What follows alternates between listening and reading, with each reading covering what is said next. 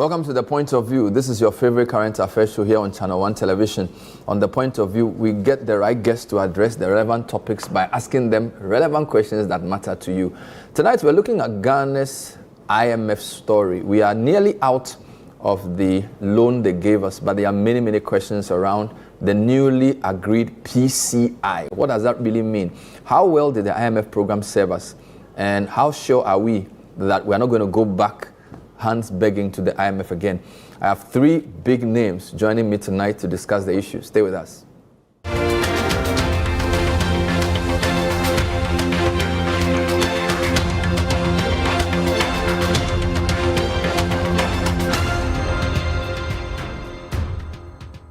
Launching.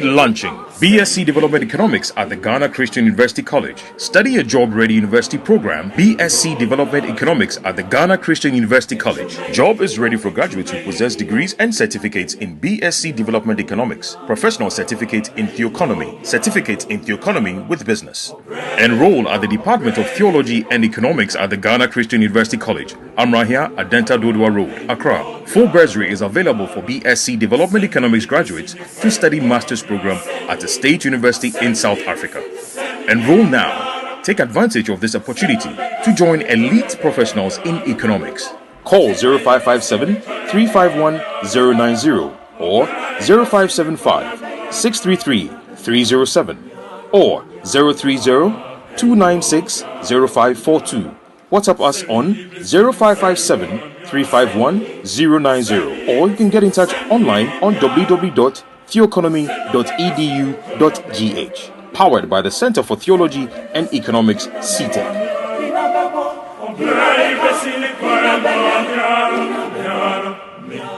Hello CEOs, Ghana's foremost business platform marks 10 years of leadership impact. Join the 10th Ghana CEO Summit and Expo on Thursday, 28th May 2026 from 9 a.m. to 5 p.m. at the Kempinski Hotel Accra. The summit is themed Accelerating Ghana's Economic Transformation, Driving Bold Reforms Through Leadership, Technology and Industrialization. Tagline, From Vision to Action. His Excellency John Dramani Mahama, President of the Republic of Ghana, will attend as special guest of honor and officially launch the CEO Government Compact 2026. Highlights include presidential CEO dialogue, masterclasses, panels, brand expo, CEO profiles, networking. Registered now at GhanaCEOSummit.com. Call 054-639-1970 or email info@GhanaCEOSummit.com. Powered by CEO Network Ghana in partnership with Deloitte, PwC, EY, GIPC, University of Ghana, Media General, and the Multimedia Group. The 10th Ghana CEO Summit and Expo, a decade of leadership impact. T&C supply.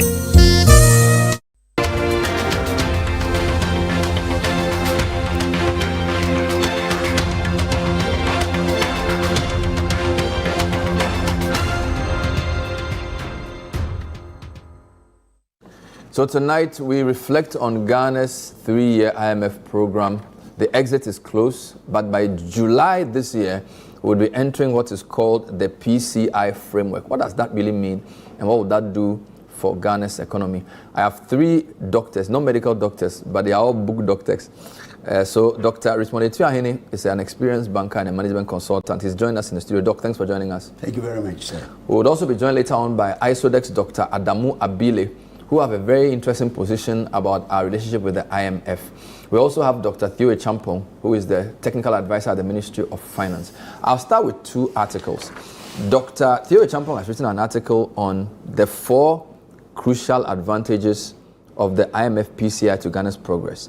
But before I read that, I'd like to read Dr. Etuahene's own article, which he wrote this morning on, or which was a story written about his views on the IMF program. It reads, Post-IMF bailout, how inefficiencies in SOEs pose a significant fiscal threat to sustainability. And the story's main argument is that Doc is warning that Ghana's SOEs, state-owned enterprises, remain a major fiscal risk post-IMF exit due to inefficiencies, losses, and contingent liabilities. He says weak governance and bailouts could undermine the debt sustainability and economic recovery efforts. The full article is there. Let me talk to the man who's here himself. Doc, thanks for joining us. Good evening. Thank you very much. Good evening, sir.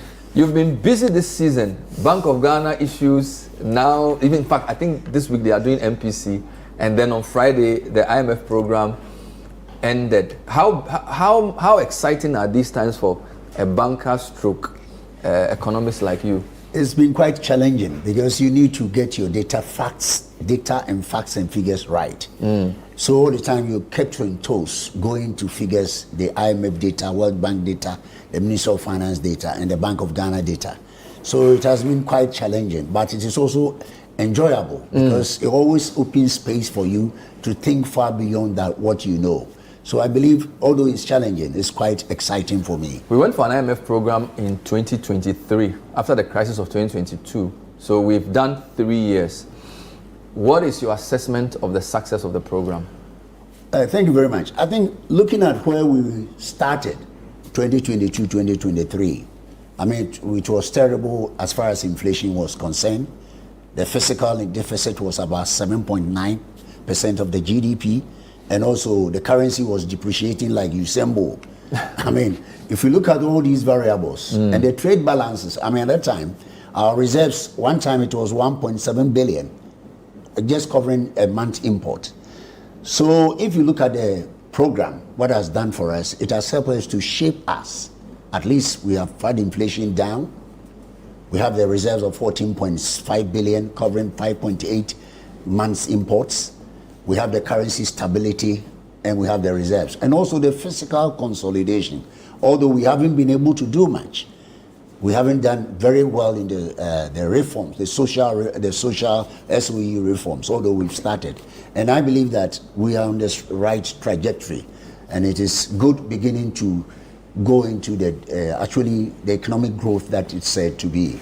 So what would you say has been the main achievement? Is it the stabilization of the economy? Yes, the micro stability of the economy is very, very critical. I mean, I think it's the hub of everything in Ghana. If you have CD depreciating and you have no currency reserves and you have the inflation rocketing, you are treading on dangerous, and you forget about the policy rate, it was 30%.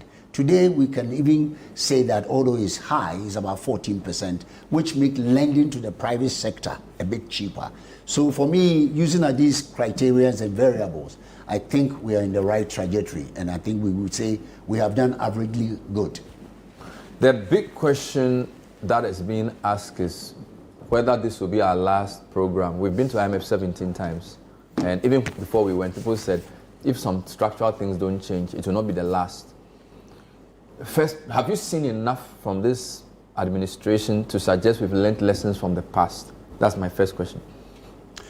Well, looking at what the utterances of the president and the finance minister, what he said recently, if I can take their word, I mean, in Ghana, you can't take people's word. But if your deed is your bond, then I could say that then we are on the right trajectory. Because the finance minister said that he is bringing this PCI in order to keep us in check so that we don't do things that we did when we went to the 16th and the 15th and the 14th. So I can say that from what I have seen and what I have heard from them, if they would stick by it, then it means we are on the right trajectory. And don't forget, we are not the first country who did this PCI. I mean, check Rwanda. 2022, they signed on. By 2025, they exited. Today, you could see that Rwanda is in a real growth. When I say growth, you see a growth, employment going down, jobs being created here and there. So you could see that if we stick to it religiously, strictly, we will be able to get to where the Rwandans have done, and we will begin to grow the economy. So viewers, I'm going to just explain briefly what we mean by the policy coordination instrument. So Ghana officially concluded its extended credit facility program with the IMF in May, marking the end of a $3 billion arrangement. The exit was achieved ahead of the original time due to what is called strong economic stabilization gains, including rapidly declining inflation, rebuilt foreign reserves, and restored fiscal discipline. Now, upon successfully exiting this ECF financing, Ghana has not severed ties with the IMF completely, but has instead transitioned into what is called a non-financial policy coordination instrument. What are the features? No new loans. So the PCI involves no new conditional loans. It involves technical advice. So the IMF now asks as a technical advisor to monitor policies and support institutional credibility rather than providing bailout funds. And then this new phase also involves an independent fiscal council designed to replace external conditionality with sovereign domestic oversight. So the fiscal council was announced with some 5 members. This PCI instrument, you say Rwanda has done it in the past. Yeah. If you look at how it's been implemented in other countries, has it been successful? Because I'm told Senegal started but did not continue. Yeah, Senegal couldn't complete it because they came with exogenous factors when the COVID and all these things came in. Mm-hmm. They couldn't keep to the target set for them. Mm-hmm. But if you look at the Rwanda phase, they'll be able to stay within. And today it's going on very well, helping the economy. So I believe we shouldn't take the exceptions. We should look at the positives from, say, Rwanda and begin to look after what they have done so that we can improve our system. So the difference between you finance people and economists is that whilst economists look at markets and equilibrium, finance people look at risk. And your article today focused highly on risks. So before I come back to you, let me talk to technical advisor to the Minister of Finance, who also put an article in the High Street Journal, and it reads, "From stabilization to long-term development, the 4 crucial advantages of the IMF's PCI to Ghana's progress." I'll read a couple of paragraphs and speak to the man himself. It says, Ghana's IMF PCI offers 4 benefits: curbing election-driven fiscal excess, lowering borrowing costs through stronger credibility, unlocking concessional financing from development partners, and providing early warning to prevent economic slippages from escalating into crisis. So clearly, Dr. Champon believes it's a good thing for the country. Doc, thanks for joining us. Good evening. Good evening, Bernard, and good evening to Doc in the studio as well. So it's interesting. You are both an economist and a political risk analyst. Usually, finance people, the first thing they look out for is risk. He is a banker. You think that this PCI is a good move for Ghana. Why are you so confident that it's a positive move? So I think to answer that, you have to look at our history and sort of where we have come from, right? And also the antecedents related to that. So if you look at most of the fund programs that we have gone for since 1966, and then especially the last 2 ones, the one that we did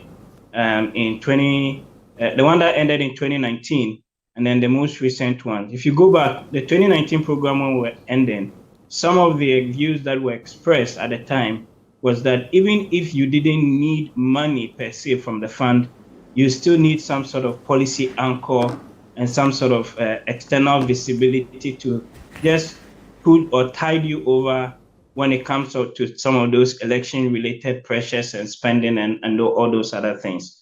And so really it's learning from that history and also learning from the fact that you have been able to stabilize the economy now, and you want to do a few other things that are slightly different, and you still need the assistance of the fund from a technical angle to help you implement them. For example, what to do with our state-owned enterprises. For example, what to do in terms of the additional reforms that are being done at the central bank. All those things are things that would send credible signals to market. It will send credible signals to ratings agencies, and then even for citizens as well, for the ordinary Ghanaian, that we want to spend an additional 1%, right, of GDP by reducing the primary balance from 1.5% to 0.5%.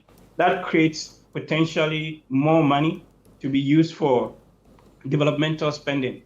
But how that operates within the broader debt sustainability architecture and all of that are all part of what I think that a PCI comes in to help you bridge that gap between stabilization and the long-term development, outcomes. And I heard Dr. Chouaine also mention other countries on the continent that have had a similar sort of assistance. So what is important here is that this is not a bailout. We are not taking money.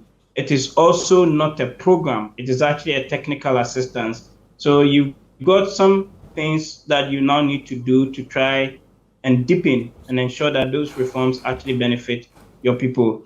If you look at the Senegal example or the Senegal case, they had a couple of issues, even though they had the PCI, right? One of which was the debt issues that were not fully disclosed, and then later has become a bit of an albatross around the neck of the government.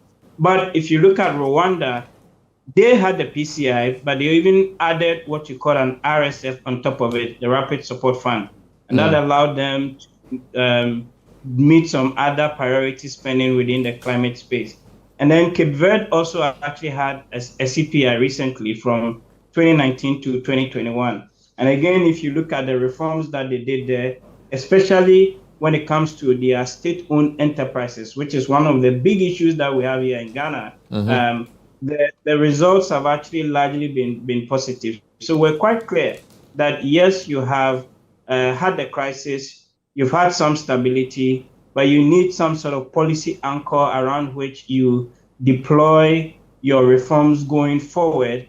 And then importantly, that it will be complemented by the new economy program that was also announced by the finance minister during last week's press the fund. Okay, I'll let you get into the 4 main reasons why you think this PCI is good for Ghana. But let me bring in the third panel member, Dr. Adamu Abile. Doc is an economist and a researcher with ISODEC, which is the Integrated Social Development Center, specializes in macroeconomics, international trade, and African financial markets. Indeed, Doc's research focuses mostly on commodity exports, illicit financial flows, and macroeconomic impacts of global trade shocks, such as tariffs, wars on African economies. Doc, thanks for joining the program. Good evening. Yeah, good evening. Bernard. Yes, so I know ISODEC has a big press conference tomorrow on this announcement, but I've preempted it by inviting you here today. 2 quick questions.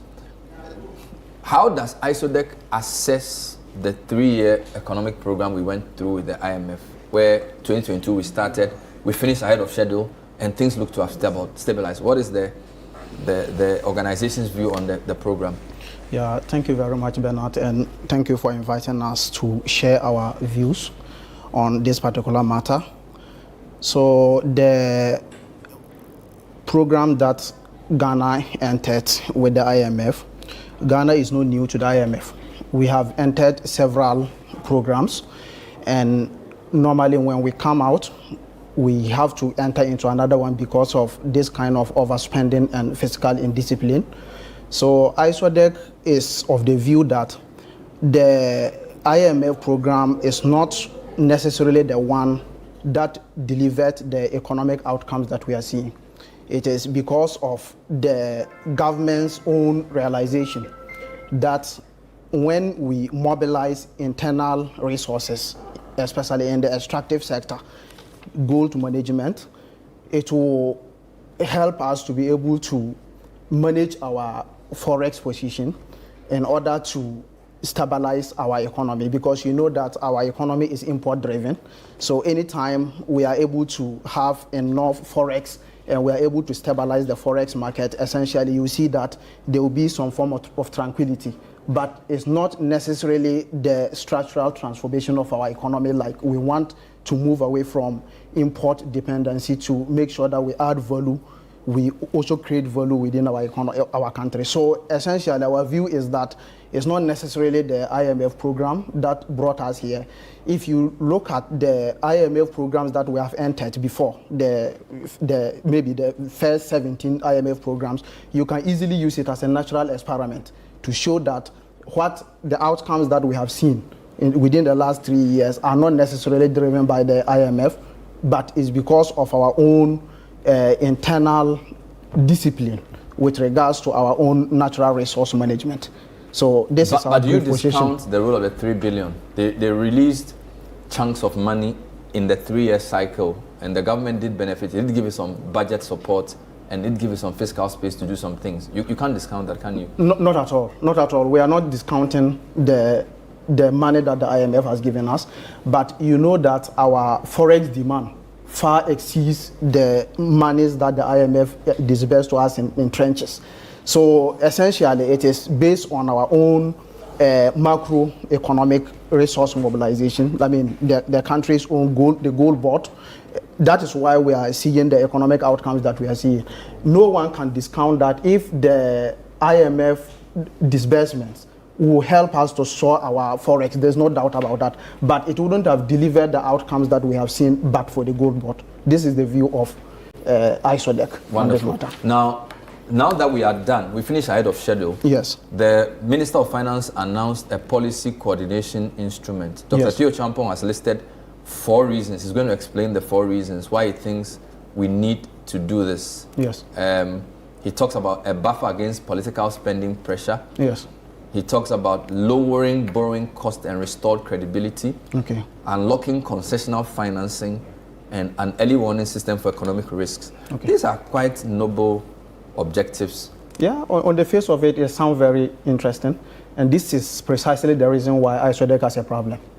So when you talk about giving us policy credibility so that we have market confidence to go back and borrow, it shows that we have this appetite for external borrowing. And ISODEC has serious objection to that. And secondly, it has to do with sovereignty.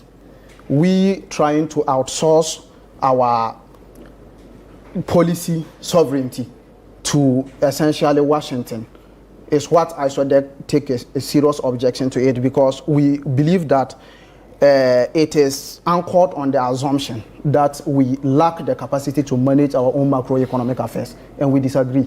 So yes, the points that is listed is nice from the point of orthodox economics, but when you look at it from the perspective of heterodox economics, it's not precisely what we need. And we are submitting that if we try to mix our policy choices, the orthodox policy choices, with the heterodox economics, it will help us to deliver real outcome to Ghanaians and not outcomes that are based on accounting identities. So this is the position of ISODEC on this. So you obviously will support things like the gold board. You will support IEA when they say mining companies should be controlled or should be Ghanaian. Our mine should be owned by Ghanaians. The so-called resource nationalism. From where you are going, you will support so-called resource nationalism and the setup of the gold board. Yes, absolutely. And it should be backed by transparency.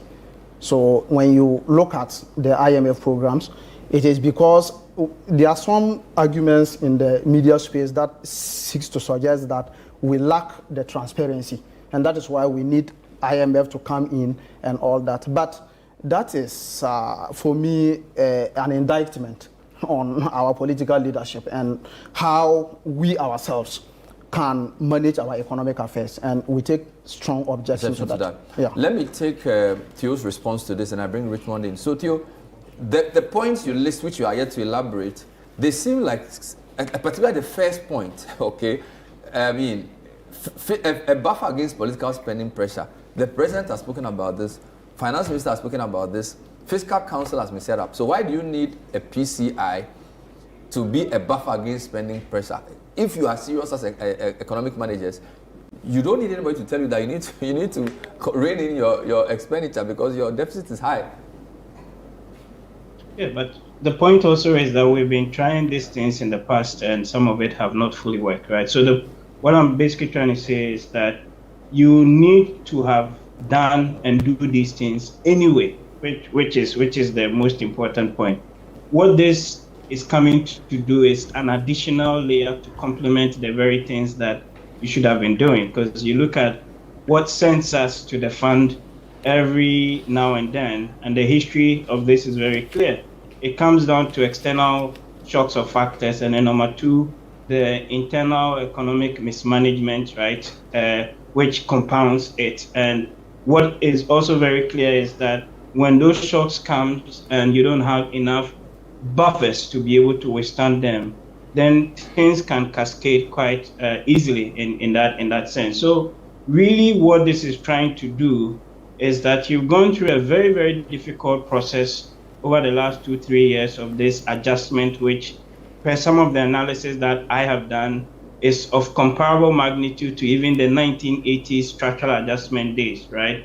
and you don't want to throw away most of the gains that you have made, quite easily because of the, call it, electoral or politically related pressures that come to push you to overspend. So you are doing work internally with the Fiscal Council, you're doing work with commitment authorization, you're doing work with the Value for Money Office, we're doing work with trying to reform some of the state-owned enterprises and all of that. That is all well and good. So this one coming to add on to it is just complementing, right? And making sure that the things that you say you will do, you actually do it. And then importantly, it then sends the right signal to other sort of market players. And the point that my colleague from ISODEC made, I think, let me make a few related points to that. IMF programs typically are not meant to address, call it, structural transformation issues. The data and the evidence is out on this. You go there for often is balance of payment support. And then as a result of that, you have to do certain things to address those root cause issues. So to the extent that you look at the data and you look at the evidence base and you have ability to actually address the core macro related issues, what sent you there? That your current account was negative. At one point, you had 2 weeks of import cover and all of those other things.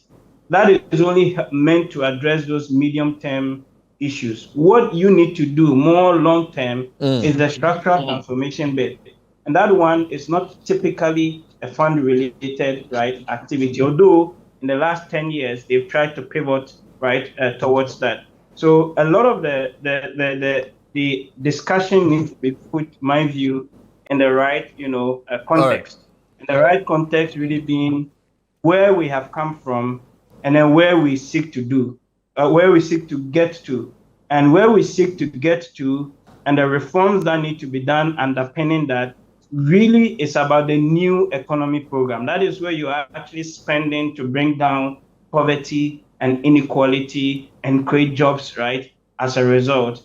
And then what the PCI is doing is helping complement that effort in terms of helping you to lower, right, your borrowing costs. So let me maybe quickly explain that on the borrowing cost angle. So currently we are B, right, in the B band using the Fitch rating. The target is actually to get to a double B. So you be at a similar level like Cote d'Ivoire or South Africa. If you do the analysis, if you moved up to a double B, you could actually shave off as much as 100 to 200 basis points of the cost of capital or borrowing for project. And it's not just for the sovereign. For other investors that would be looking to raise capital, the country risk premium for Ghana would come down, right? You also would be in a position, because of the signaling effect of the PCI, to get access to other concessional funding that would come from your World Banks and the African Development Bank and, either bilateral. So we need to look at it in that broader ecosystem, my view. I'll let you elaborate on the concessional financing and other issues. We'll take a short break. This is the point of view. Tonight, we're debating Ghana's transition from an ECF to a PCI and the IMF. My guest, Dr. Theo Champong, Technical Advisor, Ministry of Finance, Dr. Richmond Etuahene, a banking expert, and Dr. Adamu Abile from ISODEC. Stay with us.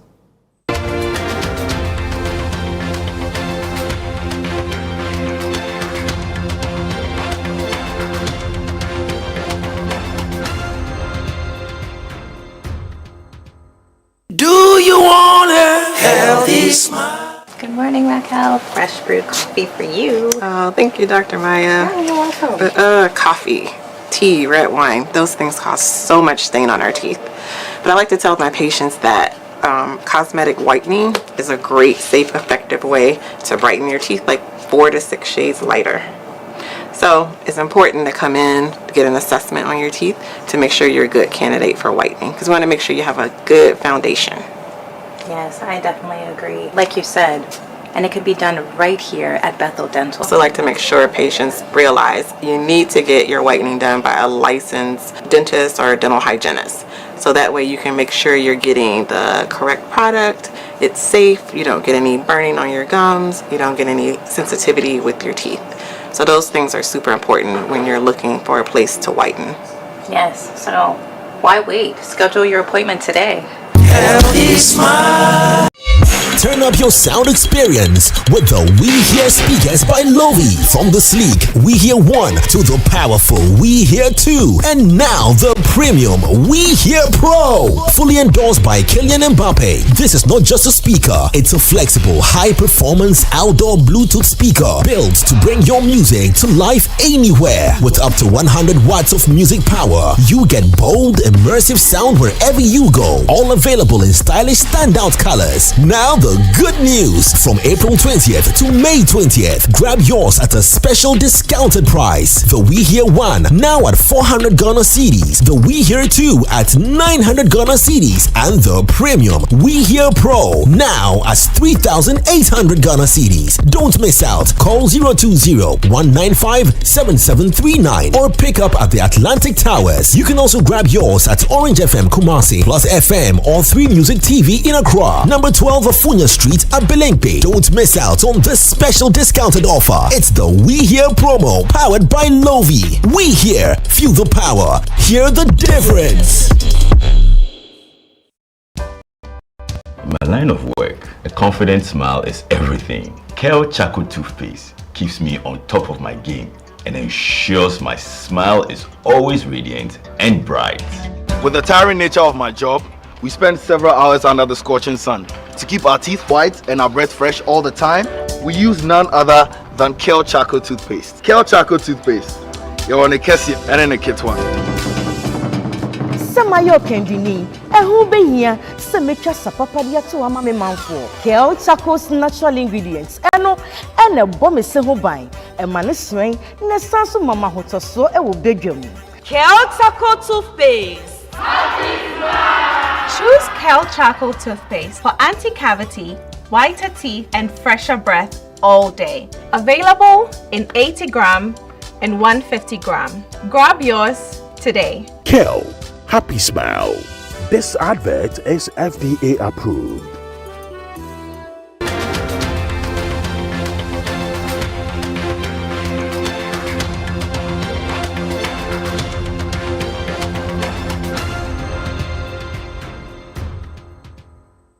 Welcome back. So we have a very interesting panel here where Dr. Abile from ISODEX says we shouldn't just focus on the neoliberal economic outlook and orthodox economics. We look at heterodox economies. There are different things we can do, including ownership of our mining resources. We don't need an IMF program. Theo Champon has listed 4 key advantages of the PCI. He's explained 2. He will do the other 2 later. You are my referee for today. You are my referee for today. What do you make of this debate that we didn't need the IMF to tell us that we need, and particularly in relation to the PCI, a buffer against political spending? He's admitted here that the 3 billion helped, right? But his point is that the IMF doesn't solve structural problems, and fiscal discipline doesn't require PCI. It just requires good political leadership. So there's no need for this. We'll deal with the second point about borrowing cost. But what do you make of that argument? So are you trying to say that there has been leadership failure? All that they have said, it means that there has been leadership failure. If it has gone on for 16 times and we haven't been able to address it, there is a leadership failure. It's not a question of blaming who took it there. It means that the country, as a country, we have failed. Because if you have a leadership, an astute leadership like Lee Kuan Yew, who wants to take a country, you can take a country. Unfortunately, Ghana hasn't gotten that type of leadership. We are more of political inclined leadership, but economic development leadership. If you listen to the 2 arguments, what Theo is saying is damn right, and what he's saying is right. We need, as a nation, begin to think, can we begin to do something that we can all say we are benefiting? You need the reason why the IMF here, we are the members of the IMF. We are we are part of the Bretton Woods, and you pay your subscription, you pay your dues every month, every year. Okay. So when you are in crisis, the best way you run up to them. Let's deal with the second point about lowering borrowing costs and restoring credibility. Initially, Dr. Adamu was suggesting that this point suggests we are very eager to go back to the international capital markets. But you is saying that this is not just for the sovereign, that other investors and other borrowers can benefit from a better credit rating. What, as a banker, where do you sit on this? I'm going to tell you, when the crisis came, most banks, international banks, locked us out from credit lines. If you don't know, I'm telling you here today. Apart from the international bank, Ghanaian banks were locked out. They could not have credit lines. Once upon a time, when I used to be in a bank, we had a credit line with Citibank. But immediately we began to call ourselves default. We closed all the credit lines, international credit lines, where you can establish an LC without making cash. So even if the problem is not caused by the bank, so long as the sovereign goes down, it affects all the institutions. You see, it's not just the politics. It affects the banking system. And today, even if you're looking for credit line with, say, Citibank, you're not going to get it as it used to be in 2021 at all. Because you're good for nothing. But shouldn't the rating be based on the fundamentals? Why should it be tied to a PCI? If you look at our numbers, right? So this question is to Fitch and all these guys. Ghana has brought inflation down, stabilized the currency, built its reserves. Why do you need a PCI to convince Fitch that move me from BB minus to B minus to BB? Because you have a habit of doing wrong things at any time. Anytime you leave IMF, you go and mess up. So it's something to keep you on your toes. So our governments are not credible to the rating agencies? Look, if you are playing your game, to play it according to your own environment. You see, I believe that as Ghanaian, we should be thinking about how we as a nation do it. You see, people are rating us, but how did we rate ourselves? I mean, when the DDEP came, some of you are young, you didn't suffer anything. I suffer my own bones for no reason. So if somebody mismanage the economy, it is not only that person. It affects those of us who are on pension. I'm 72 years, and I say for my pension to go and somebody sit down there, and he thinks he can destroy it and went there and destroy it. And what court did you take to? You see, that is why I said there's a fair leadership. And I will say this everywhere. Because if there wasn't a fair leadership, you can't do that in UK, you can't do it in America. I can go to court and could have stopped the finance minister, what is his name, not to do that. But here, where do you go to? So when I say a fair leadership, we have failed in all aspects of our lives. So for you, if the PCI will help our rating and it will make it easier to get access to good financing, you are for it? So be to it. Not so much me, I don't like the borrowing. But what I'm saying that we should find something to make us credible. You see, we have made ourselves, we have been a joke for... No problem. Let me come to Dr. Adamu on a point. You are interested in Ghanaian companies in transparency, owning, say, our mines. Yes. They will need to borrow money to do those investments. So if Bernard Avle and Richmond set up a mining company and they want to bid for a concession, some of the capital comes from outside. Absolutely. And the rating agencies and the way they rate Ghanaian companies will affect our ability to raise that financing to do that work. Yeah. So if Theo is saying we need to get our ratings better, it's not just for the government. You need to concede that. Yeah. Yes, absolutely. I have no any reason to doubt that sovereign ratings are very important. But just basing it on only the rating, the cost of borrowing, only modeling it as a function of only the rating, for me is limited. Because when you, part of the work that ISODEC also does is illicit financial flows, as you mentioned. And we have shown that the illicit financial flows values from Ghana from 2013 to 2023 is about $30 billion. This is enough to cover almost 5 of the IMF programs that we have entered to in terms of the financing that they gave us, about 30 billion.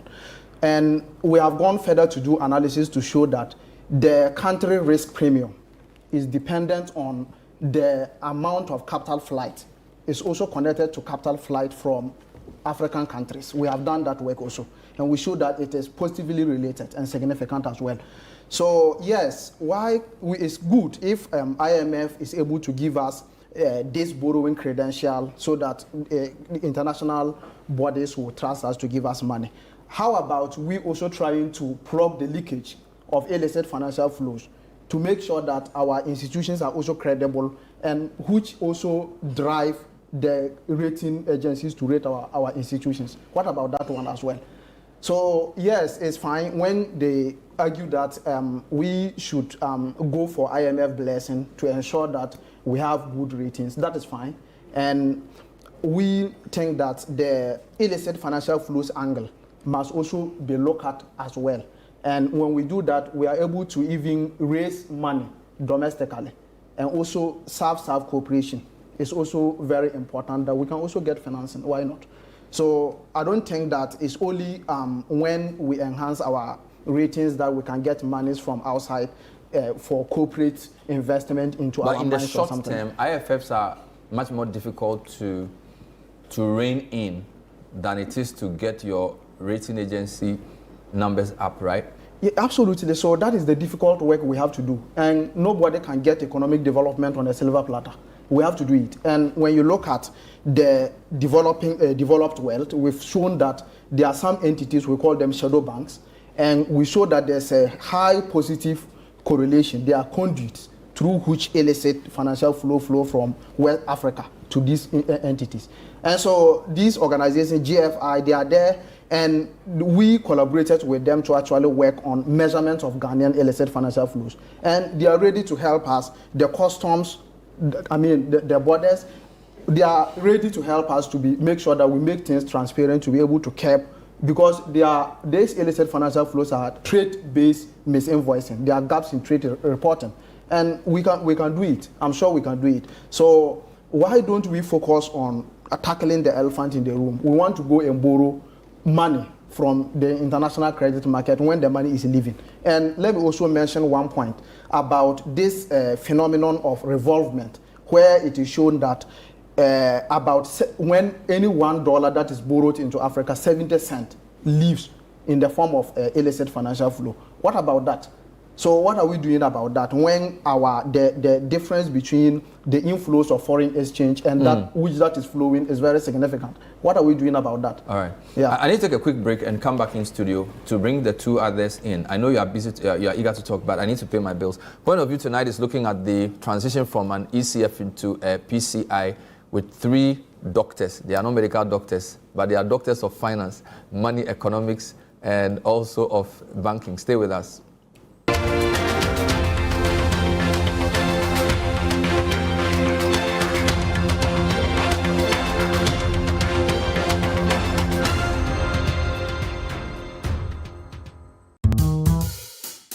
Smile, Look lively, okay? Smile, smile.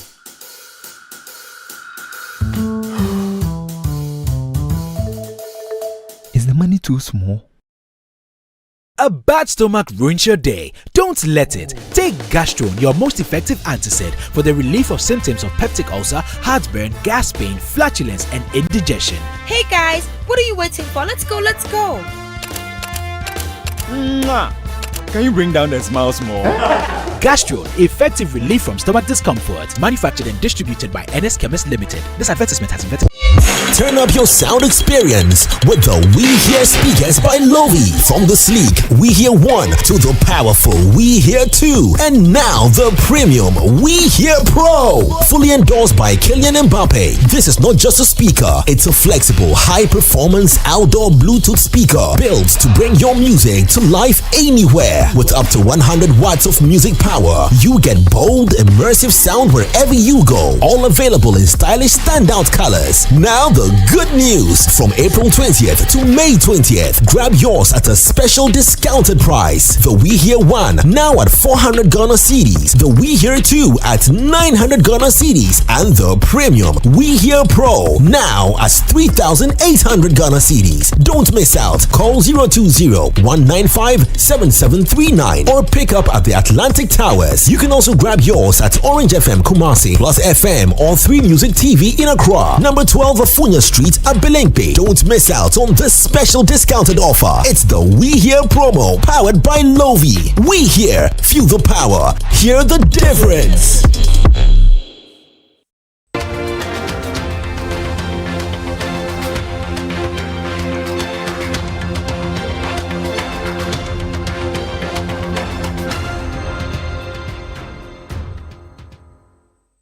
Back. So we're discussing Ghana's transition from an ECF, which is a bailout, into a PCI, which is a non-finance arrangement with the IMF. It's more for policy credibility.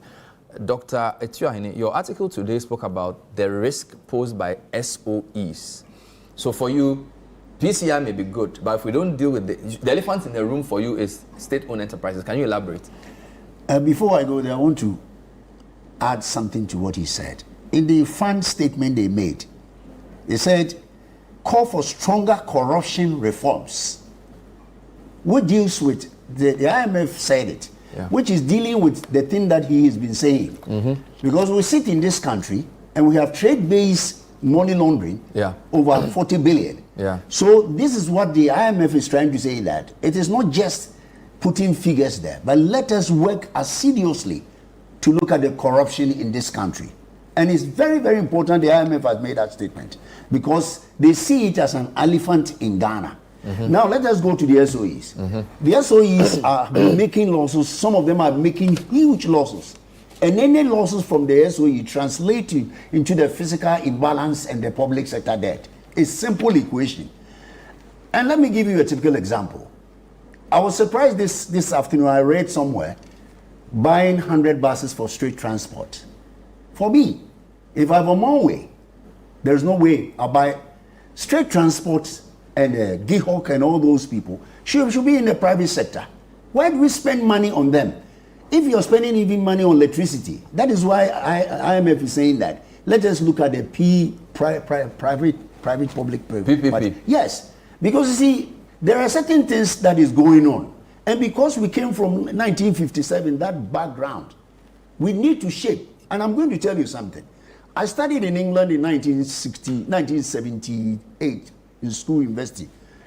And when I went there, Lady Thatcher was having the same experience with Ghana, where you have the state enterprises running like nobody's business.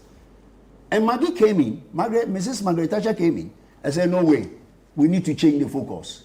And they have changed it to the extent that railway lines, a doctor will tell you, the railway line from Aberdeen to London some are privatized. They are privatized. Why can't we do so? And they are very efficient. They are very efficient. I go there every time. It's very efficient. And we have the state industries are being run, and people are putting defensive strategy. I'm telling those who are doing that, if they don't want our children to come and see Ghana, they should stop. We should be looking at some of the non-strategic and privatize it as soon as possible. So me, Tio, I think my best advice to you is that let us start what Dr. Kwesiboke started. Begin to pick them and be selling them to the private. If OA and VIP are making good money and traveling all over the places, and then you have state transport. I heard recently you can't even book online. What the hell? So Tio, I beg you, let this be a sign for you. You're a very young man. Let us think of getting rid of some of the SOEs and make it efficient, so that we don't have to come and sit here and talk about public sector debt. So let me ask you whether the plan that finance minister put out includes any plan for SOEs. I think the graphic today spoke about a Ghana plan. Theo, if you can deal with that and touch on IFFs quickly, the SOEs are the biggest risk according to Dr. Etiuahene for the post-IMF program. Do you agree with that? And then what have you built into the new program to deal with these issues? Absolutely. So Dr. Etiuahene is right. But also the ministry actually recognizes and has highlighted this. So if you look at the 2026 budget that was published, under the fiscal risk section, we raised or highlighted the exposure from the SOEs as one of the big fiscal risks that we need to deal with, particularly two sectors, energy and cocoa. Energy, cocoa, if you add these two together and a few others, it's costing close to about 2% of GDP, or even in some instances 2.5% Wow. of GDP. The energy space alone, the Ministry of Finance is having to cover a shortfall of about $1.4 billion, right, every year. This is money that can be used to build more schools and more roads and more hospitals for our people in the villages.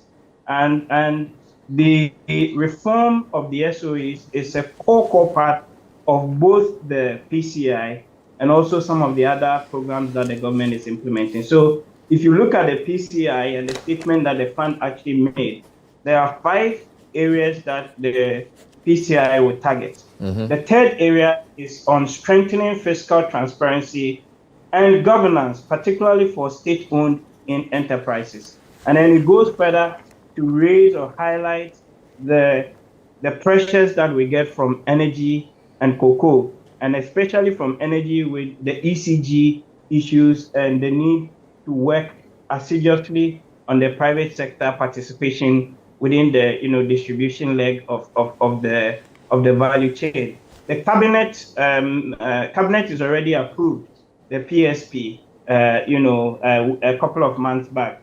What had slowed down things a little bit was the appointment of the transaction advisor and a few other paperwork. But I'm told that those processes are now underway. But the point is very clear when we sit here from our end that imagine you're able to reduce these shortfalls down from 2% or so of GDP to even, let's say, 0.5% of GDP, right? That 1.5% of GDP suddenly is giving you a space of about $1.8 billion, right, dollars, or close to about 20 billion Ghana cedis, which you can use for other, right, important things. Let me quickly address 2 other points that my colleagues from ISODEC raised, the capital market.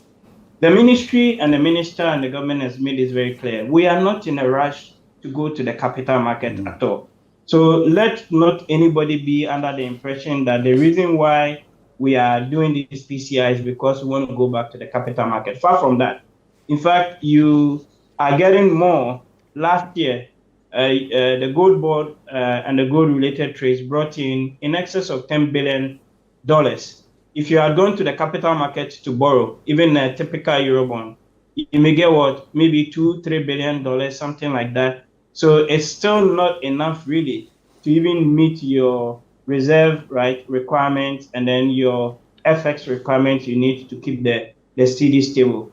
We will go to the market when the government feels that the timing is right. But as far as has been communicated, that is not on the agenda anytime right soon. The IFFs and then the leakages dimension, it's an important point, and I recognize that. And there's a lot of work that is also being done to try and close, right, some of those loopholes. Some of the recent introduction of the publican, the AI system at the port, and some of the other ongoing reforms around serious and organized crime is all geared towards closing that loophole. And it is important for me because these are not binary choices. You are doing these in addition to all of the reforms that you're doing with your state-owned enterprises, and in addition to the other reforms that you need to do under the PCI. And the end game, really, the end game at the end of the day is that you want a stable economy, an economy that can create jobs, an economy that can drive productivity, and an economy that actually works for every Ghanaian. That is the end game. Fair enough. Dr. Adamu, you need to admit that the government has a mix of policies, some of which are orthodox and some of which are not. If you look at the gold policy and some of the stuff happening in the mining sector, clearly they are not your traditional neoliberal economies. You need to admit this. Yeah, certainly. I need to admit it and also to ask for more. So you want more? Okay. Yeah, absolutely. Okay, no problem. Yeah, so I don't discount that at all, and that is exactly the direction we want us to move. Yeah, because when Dr. Tio mentions that the focus is not to rush to the international credit market, ISODEC is actually reacting to this statement that states that the goal of the PCI is to allow the government free space to borrow more internationally as domestic revenue shrinks. Who said that? It's in the statement from Friday. Exactly. Well, he's trying to clarify that now. Okay. So we are reacting to that because we that you don't want us to go back to the international capital markets. Yeah, at least not anytime soon. Okay. Because especially as I mentioned about IFFs, that having been said, for us, any policy that will lead to real outcomes, improvement in the lives of Ghanaians, we are for it. Okay. Whether neoliberal or orthodox, heterodox, no problem. But we feel that having experimented with neoliberal policies over the years, and it hasn't yielded any real results because we focus on accounting identities when we know that the physical balance that we are looking for is not going into financing the building of schools and improving the lives of people, but is going into debt financing. So the two use it's not on paper. The money, any benefit must go into the people's lives. So the usage of the two deficits, a deficit that goes into building schools and providing water, improving the lives of the people, is different from a deficit that goes into external. Exactly. So that's a fair point. Exactly. So that is the. We have a minute, so you need to make your final point. Exactly. So my final point is that as a right-based organization, we recognize the effort that the government is putting in place in order to make sure that we have a stabilized macro environment. Because as an economist myself, I know that when the economy overheats, you can miss a lot of other targets. We recognize that, but we should also bear in mind that the IMF is not a charity institution. And so to that extent, if we have to rely on them too much, it will get to a point that we ourselves, it will be an indictment on our political leadership.